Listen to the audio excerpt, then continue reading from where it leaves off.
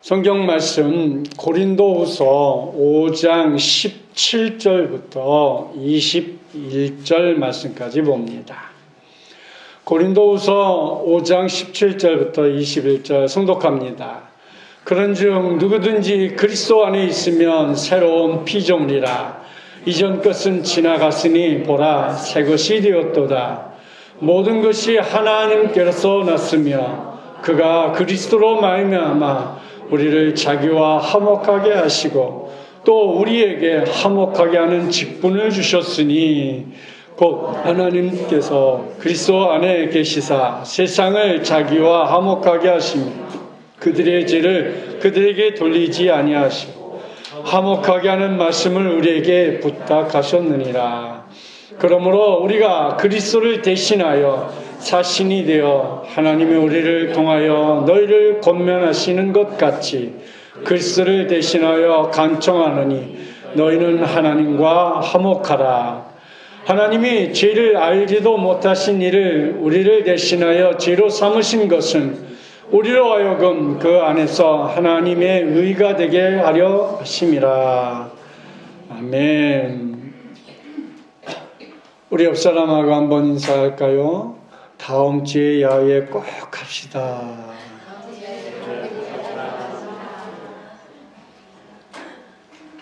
한 번 더 인사할까요? 다음 주에 제가 출석 체크하겠습니다.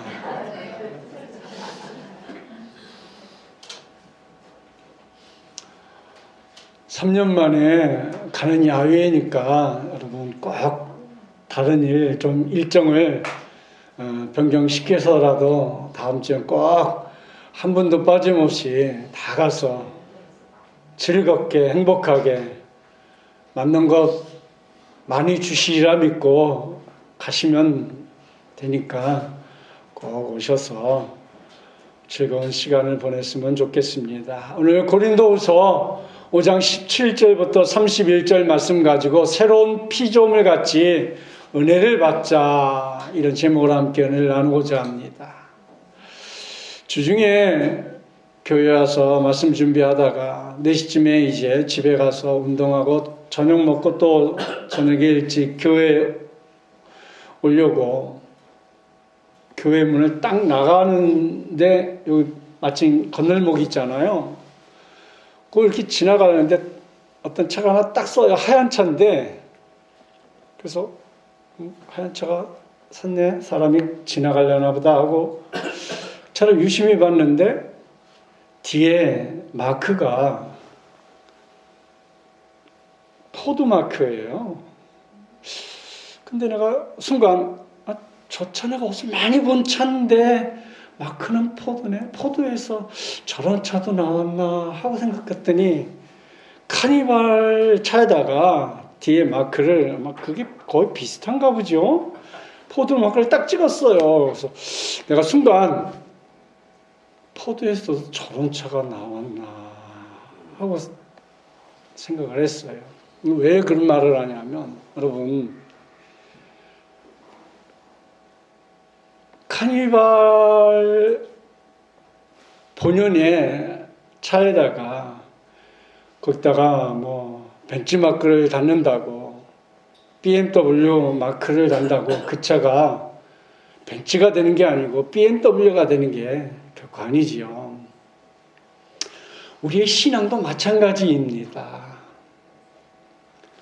우리에게 주신, 하나님이 나에게 주신, 또 여러분에게 주신 은혜가 다 다른 거예요. 글쎄 다른 좋은 차 마크를 달고 다니면 글쎄 기분은 어떨지 모르겠습니다만, 나에게 준 하나님의 특별한 은혜와 은총과 축복을 기대하면서 오늘 우리가 말씀 속에 함께 들어갔으면 좋겠습니다. 오늘 고린도후서 5장 17절부터 21절 말씀에 보니까 화목하게라는 말이, 화목이라는 말을 4번이나 짧은 구절에서 말씀을 하고 있습니다. 우리가 새로운 피조물은 서로 화목하고 사랑 안에서 하나가 되고 믿음으로 우리의 삶이 점점점 나아가는 그런 삶의 모습이 되어야 하지 않겠습니까? 오늘 본문 고린도 후서 5장 17절 말씀해 보니까 그런즉 누구든지 그리스도 안에 있으면 새로운 피조물이라 이전 것은 지나갔으니 보라 새 것이 되었도다. 우리는 지나간 시간에 연연하고 묶여있는 사람이 아니라 새로운 피조물 같이 은혜를 사모하는 사람들이에요. 어저께 은혜가 오늘의 은혜가 되면 좋겠습니다. 근데 그 어저께의 은혜가 오늘의 은혜를 한층 더 업그레이드해서 또 다른 은혜로 그리고 내일의 은혜는 더 큰 은혜로 나아갈 수 있는 우리의 삶의 모습이 되었으면 하는 것이지요. 그래서 우리는 예수님을 믿음으로 새로운 창조물이 되었어요. 이제 우리의 삶은 새로운 꽃을 피우기 위한 삶으로 나아가는 사람들이 되어야 하는 것이지요. 어떻게? 첫째, 천국에 나의 영원한 집이 있음을 바라보며 살아야 하는 것이지요.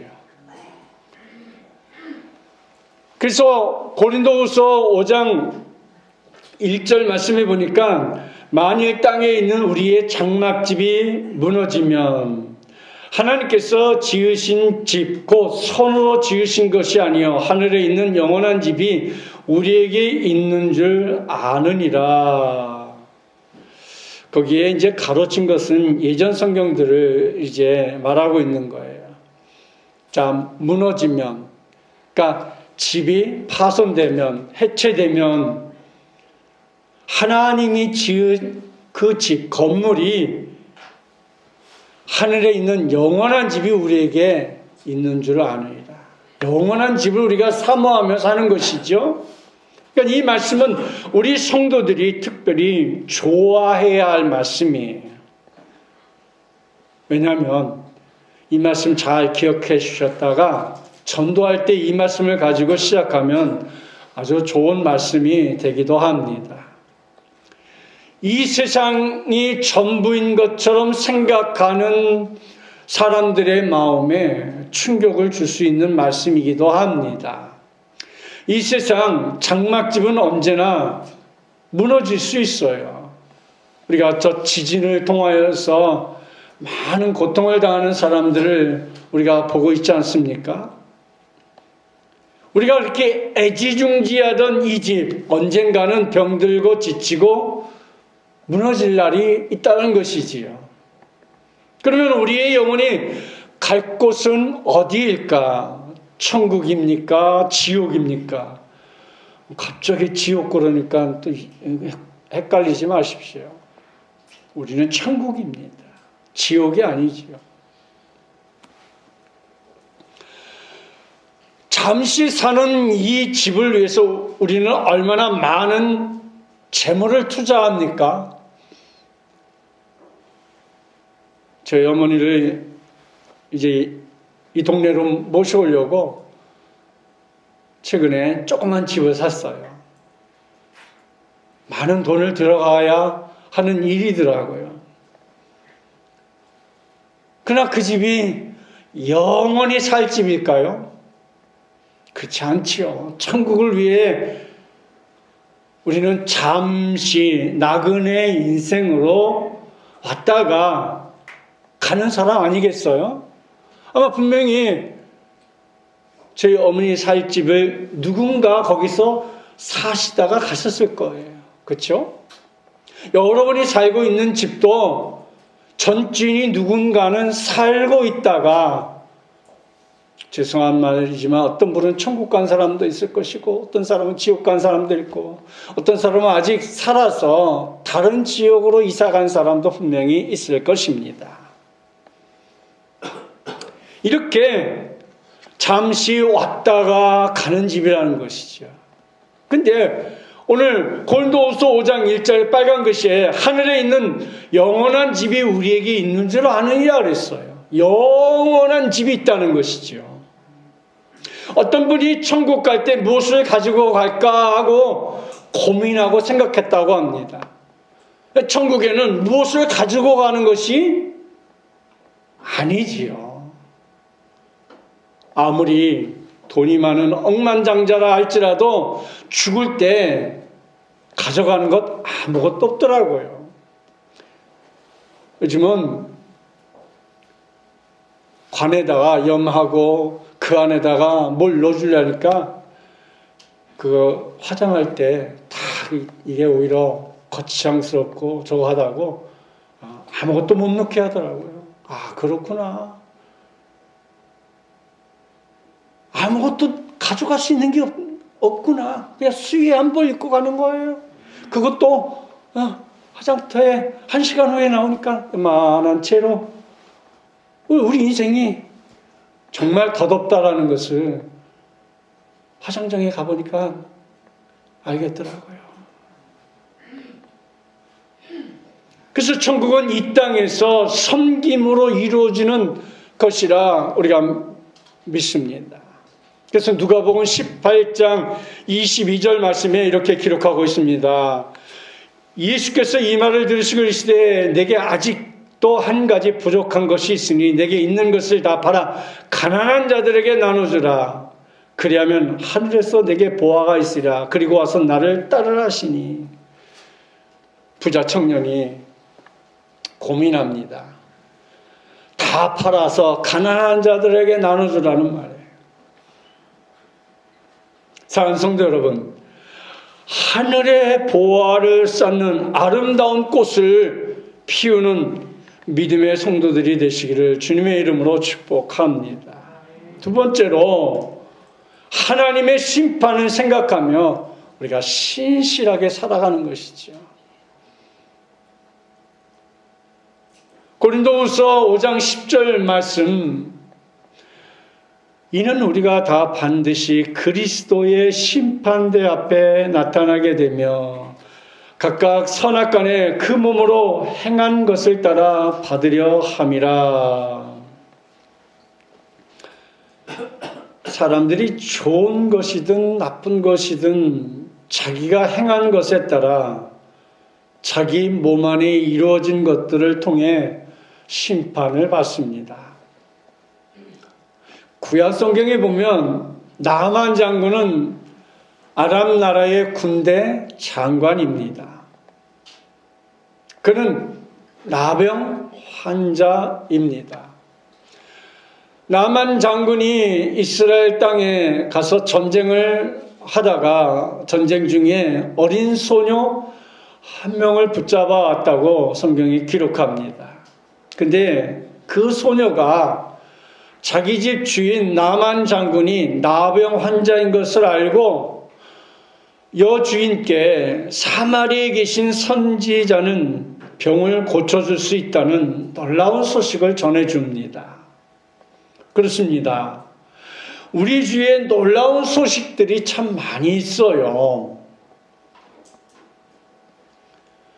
그리고 나만 장군은 엘리사 앞에 서게 되고 엘리사의 말씀대로 요단강에 가서 몸을 7번 씻고 깨끗이 회복되는 놀라운 역사가 나타났습니다. 이 엘리사는 문둥병을 고쳐준 나만 장군의 선물을 받지 않고 돌려보냅니다. 근데 엘리사의 사환 게하시는 그 뒤에 흑심을 품게 되었고 악한 일을 했습니다. 엘리사 선지자 몰래 나만 장군에게 다가가서 거짓말을 하고 은 1달란트와 옷 2벌을 받아가지고 왔습니다. 결국 나만 장군의 그 문둥병이 그 게하시에게 임하게 됩니다. 성경 열왕기하 5장 27절 말씀 보겠습니다. 그러므로 나만의 나병이 내게 들어 내 자손에게 미쳐 영원토록 이르리라 하시니 게하시가 그 앞에서 물러나매 나병이 발하여 눈같이 되었더라 그랬습니다. 여기에 심판은 악한 자에게 벌을 주는 것입니다. 반면 착한 자에게 상을 주시는 것이고 새로운 피조물이 되기 위해서는 새로운 은혜가 중요하고 또 새로운 믿음 위에 반석과 같은 신앙이 필요하게 된 것입니다. 우리 성도들은 벌 받지 말고 상 받는 그런 믿음의 사람들이 다 되시기를 주님의 이름으로 축복합니다.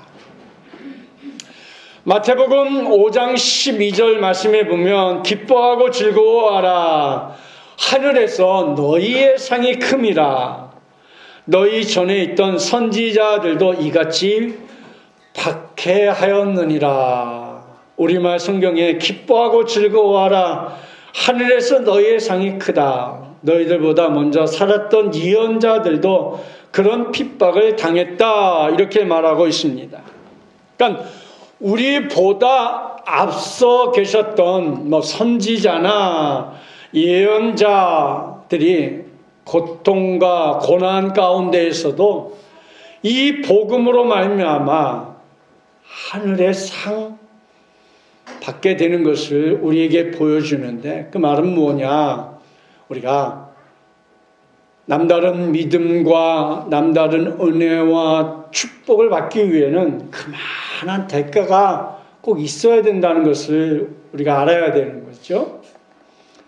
우리가 늘 교인들에게 받는 질문 중에 가장 많이 받는 질문, 목사님 내가 기도했는데요 아직 응답이 없어요. 그런 질문을 가장 많이 받습니다.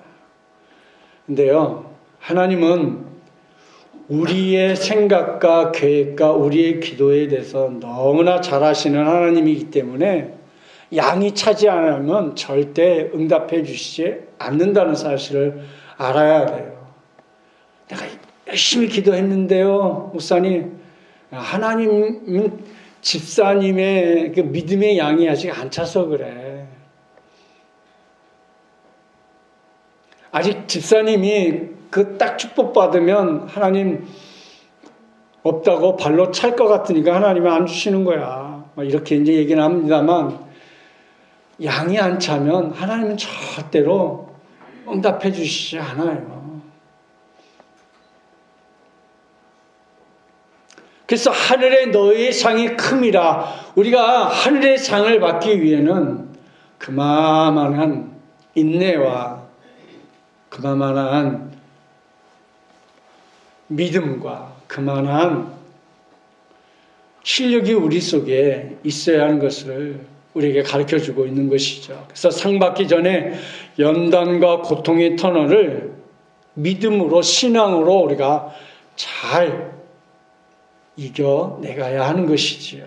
그래서 계시록 22장 12절 말씀해 보니까 보라 내가 속히 오리니 내가 줄 상이 내게 있어 각 사람에게 그 행한 대로 갚아주리라. 하나님께서 성도들에게 줄 상이 분명히 있어요. 성도들마다 다 다르겠죠. 그 상의 크기와 상의 깊이와 넓이와 높이가 다 다르겠죠. 성도는 하늘의 축복도 바라보는 신실한 성도가 되어야 합니다. 또 세 번째로 그리스도의 사랑으로 아름답게 살아야 가야 하는 것이죠. 고린도후서 5장 13절 14절 말씀해 보니까 우리가 만일 미쳤어도 하나님을 위한 것이요 만일 정신이 온전하여도 너희를 위한 것이니 그리스도의 사랑이 우리를 강권하시는도다. 그러니까 하나님을 위하여 우리가 무엇으로 살아가야 할까? 성도를 위하여 정신이 온전하다 말씀합니다. 그리스도의 사랑이 최고인 것이지요. 그리스도의 사랑이 가장 확실합니다. 이 모든 것이 하나님의 사랑이 나를 강제로 이끌고 있는 것이지요. 우리가 잘 아는 미국의 강철왕 카네기는 돈 버는 방법에 대해서 다음과 같이 말했습니다. 생전에 공공사업에 쓸 돈을 버는 것이다. 그는 이렇게 말했습니다. 그리고 신앙인이었던 카네기는 수입의 대부분을 생전에 공공사업에 쓰기 위해 돈을 버는 사람이었다면 카네기는 또 헌금하는 이유에 대해서는 이렇게 말하였습니다. 영적 전쟁의 유지비가 필요하기 때문에 헌금을 하고 동정과 구제가 필요하기 때문에 헌금을 하며 하늘의 보화를 쌓는 방법이기 때문에 헌금을 하며 그리스도의 모범을 따르기 위해서 헌금을 한다. 이렇게 그는 말했으며 11조와 헌물은 미래의 축복을 여는 것이요 하늘의 보물을 쌓는 것이다. 그는 이렇게 고백했습니다. 마태복음 6장 20절 말씀에 보니까 오직 너희를 위하여 보물을 하늘에 쌓아두라. 거기는 좀이나 동록이 하지 못하며 도둑이 구멍을 뚫지 못하고 도둑질도 못하느니라. 우리가 드려지는 모든 헌금은 하늘에 쌓아놓는 것이에요. 하늘 내 창고에 쌓아놓는 것이지요. 우리 그리스도인들이 신앙 안에서 멋지게 충분히 즐겁게 행복하게 살 수 있습니다. 우리는 얼마든지 즐거운 삶을 살아갈 수 있어요. 그래서 우리가 다음 주에 정교인 야유회와 또 운동회를 준비합니다.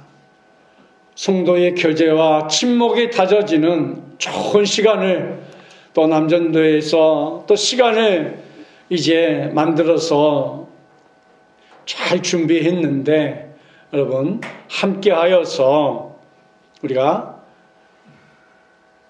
우리 한생명 비전교회만의 그런 좋은 시간을 만들어 가실 수 있기를 바랍니다. 새로운 피조물 같이 은혜를 받기 위해서는 네 번째로 하나님과 화목하며 사는 것이에요. 고린도후서 5장 20절 말씀에 보니까 이러므로 우리가 그리스도를 대신하여 사신이 되어 하나님이 우리를 통하여 너희를 권면하시는 것 같이 그리스도를 대신하여 간청하노니 너희는 하나님과 화목하라. 여러분 하나님과 화목하십니까? 화목하라는 말은 하나님과 잘 지내라 또는 가까이 하라 또는 주님과 항상 동행하라 이 말입니다. 언제 하나님과 동행이 잘 안 될까요? 화가 날 때, 그렇죠? 자기 생각과 잘 맞지 않을 때, 그렇죠? 누구나 다 그런 모습이 있습니다. 그럴지라도 늘 우리는 늘 깨어서 어떻게 하면 늘 하나님과 동행하는 삶을 살지를 늘 고민하면서 그래서 우리가 살아가는 게 중요하죠. 그래서 그리스도를 대신하여 간청하노니 그랬어요. 간구하는 것, 간청하는 것. 왜? 눈에서 멀어지면 마음도 멀어져요. 창세기에 보면 아담이 먹지 말라는 선악과를 따먹습니다. 그렇죠? 아담과 하와가 선악과를 따먹어요. 따먹은 결과가 어떻게 되었죠? 하나님이 찾는데 아담과 하와는 숨어버립니다. 왜 숨어버려요? 선악과를 따먹어서 죄가 드러나니까 숨어버리는 거죠. 그 뭐예요? 교제가 단절된 것이죠.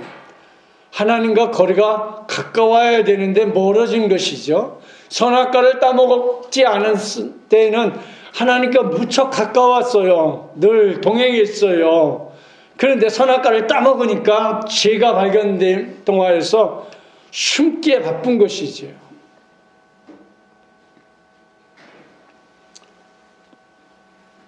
그렇습니다. 하나님과 화목하라는 말은 곧 예배에 빠지지 말라는 말이지요.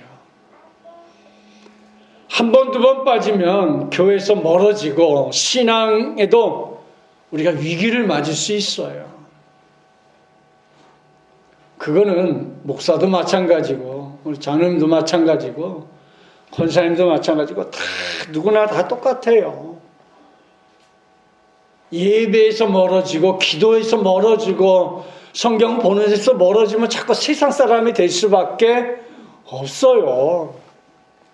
누구도 그거는 왕도가 없는 거예요. 그래서 우리는 늘 예배자의 자세가 중요해요.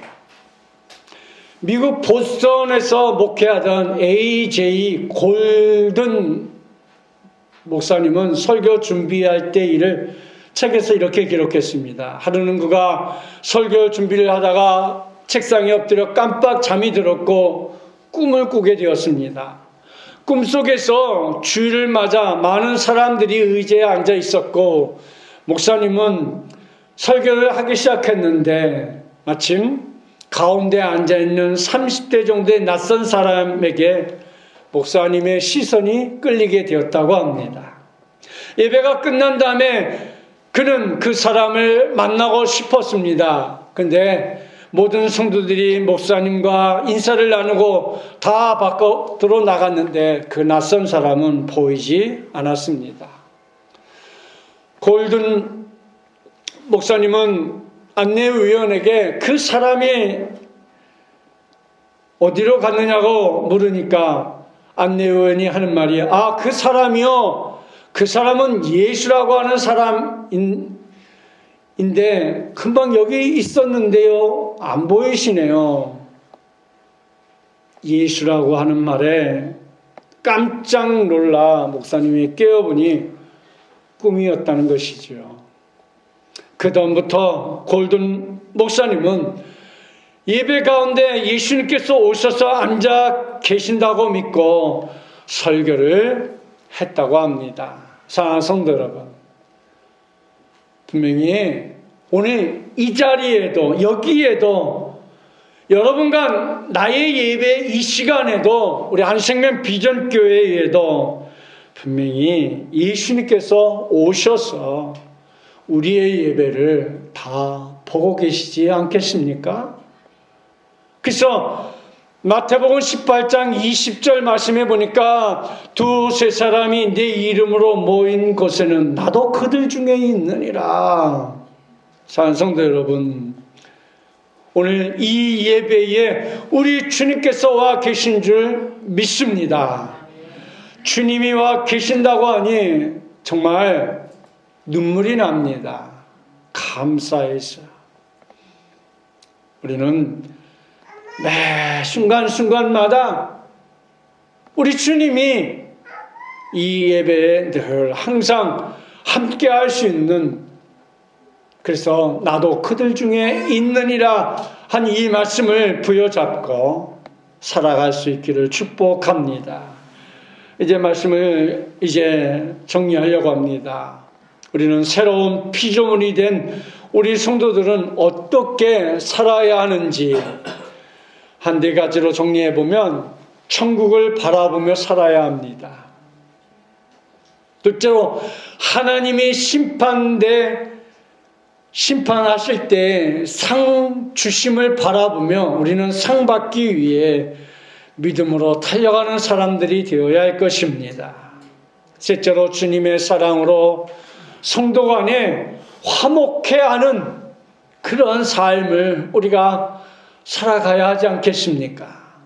네 번째로 주님과 함께 화평하게 우리가 잘 지내야 하지 않겠습니까? 화평하게 하라는 것은 하나님을 더 가까이 늘 하나님과 동행하며 그런 믿음의 삶을 통하여서 우리 신앙 속에 새로운 피조물 같이 은혜를 받으며 아름다운 축복의 꽃이 피어날 수 있는 그런 성도들이 되시길 바랍니다. 오늘도 말씀을 마음에 새김으로 우리 여러분의 가정에 그리고 우리 안생명 비전교회 위에 성도들의 사업장 위에 직장 위에 청년들의 취업과 학업과 결혼 위에 학생들의 학업과 꿈 위에 아름다운 마음의 꿈이 하나님의 인도하심으로 그대로 이루어지는 축복이 내릴 수 있기를 주님의 이름으로 축복합니다.